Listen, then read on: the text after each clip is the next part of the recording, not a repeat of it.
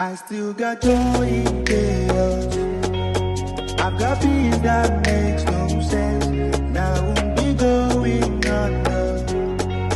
I'm not held by my own strength. I still got joy in chaos. I've got peace that makes no sense. Now